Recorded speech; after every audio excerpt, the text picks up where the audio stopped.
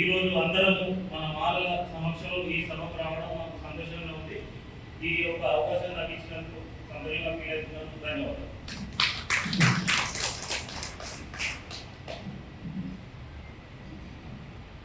అలాగే మాల సంఘాల ఉమ్మడి మహబూబ్నగర్ జిల్లా ఆధ్వర్యంలో ఆత్మీయ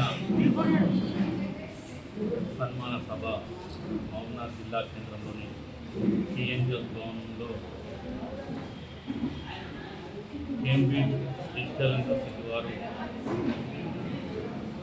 ఈ గత నెల 12న ఢిల్లీలో డాక్టరేట్ ప్రదానం చేయడం జరిగింది.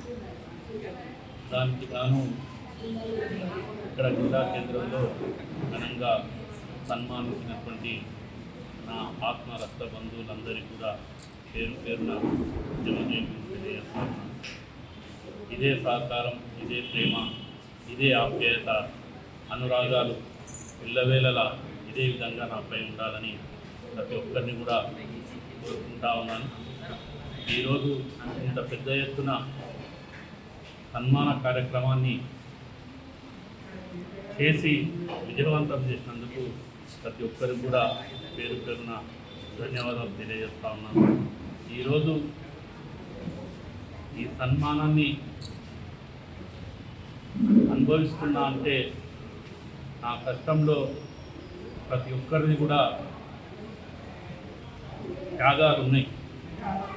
దాన్ని మనమందరం కూడా గుర్తించుకోవాల్సిన అవసరం ఉన్నది. ఎందుకంటే ఈరోజు ఏ ఒక్కరితోనో ఏది మాత్రం సాధ్యం కాదు. ఖచ్చితంగా ఒక ఉద్యమాన్ని నిర్మించాలంటే ఒక అడుగు ముందుకు వేయచ్చు, కానీ ఆ అడుగులో అడుగై భాగస్వామ్యమై నిలిచే ప్రతి అడుగు, ప్రతి గొంతుక ఈరోజు ఈ డాక్టరేట్ అవార్డులో భాగస్వామ్యమైన నేను అనుకుంటా ఉన్నాను. గత 20-25 సంవత్సరాల నుంచి నిర్విరామంగా ఒక పక్క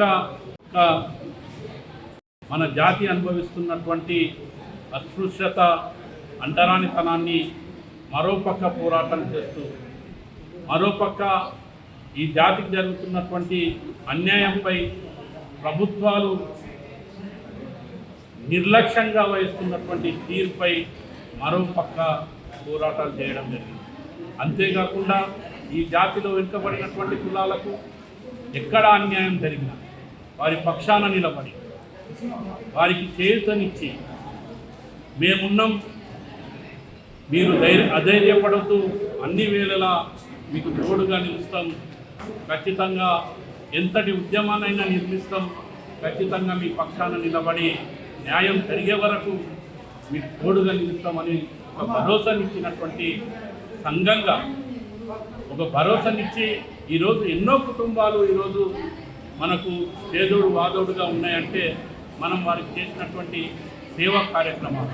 ఎంతోమంది అనాథలైనప్పుడు, ఎంతోమంది కనీసం పెళ్ళిళ్ళు చేసుకోవడానికి అవకాశం లేనప్పుడు, పెళ్ళిళ్ళు చేసుకుంటే వాళ్ళకి డబ్బు లేని పరిస్థితి ఉన్నప్పుడు, అంత్యక్రియలు చేయాలనుకుంటే వాళ్ళకు డబ్బు లేని పరిస్థితి ఉన్నప్పుడు ఎన్నో సందర్భంలో కూడా ఆలజాతిగా మేము ఆదుకున్నటువంటి సందర్భాలు ఉన్నాయి. కరోనా టైంలో కనీసం ఎవరు కూడా పక్కకు వచ్చి నిలబడని సందర్భంలో కూడా ఎన్నో సందర్భంలో ఎన్నో కుటుంబాలకు వారికి నిత్యావసర సరుకులు ఇచ్చి వారు అనారోగ్య పాలైతే ఆ కుటుంబానికి చేదోడు వాదోడుగా ఉండి వారికి ఒక భరోసాని కల్పించి ఖచ్చితంగా మేమున్నామంటూ ఒక భరోసానిచ్చి ఆ కుటుంబాల వెంట నడవడం జరిగింది.